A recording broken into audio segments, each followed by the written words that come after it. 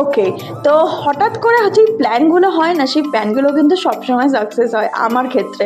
আর এটা হচ্ছে আমাদের হঠাৎ করে প্ল্যানিং করা একটা ছোট্ট করে পিকনিক।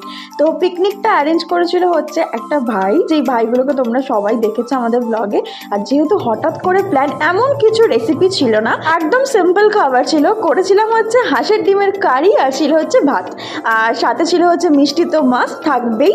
আর এখানে দেখো সবাই মিলে আমরা কাজ করছি, আর পিকনিক মানে তো এটাই হয়, সবাই মিলে একসাথে কাজ করা। আর ফাঁক টাইমে এরা খেলেছিল হচ্ছে উনো, কারণ আমাদের ভীষণ কমন গেম হচ্ছে উনো। যখনই ফাঁকা টাইম পাই আমরা উনো খেলি, তো ওরা ওখানে উনো খেলছিল, আর এদিকে সমস্ত কিছু কাজ এই ছেলেটাই করেছে। আর এখানে সবকটা ভাই করেছে। এদিকে সুস্মিতা মাখছে হচ্ছে আলুর চোখা। ও হ্যাঁ, আলুর চোখাও ছিল, দেখেছো, ভুলেই গেছি বলতে। তো কাজের মধ্যেও একটা ঘটনা ঘটেছিল, মেয়েটা হাতটা ছ্যাঁকা খেয়ে বসেছিল, তাই ওকে লাস্টে আমি খাইয়ে দিলাম। আর ওভারঅল আমরা ভীষণ এনজয় করে পিকনিক কাটালাম। দেখা হবে কালকে, টাটা।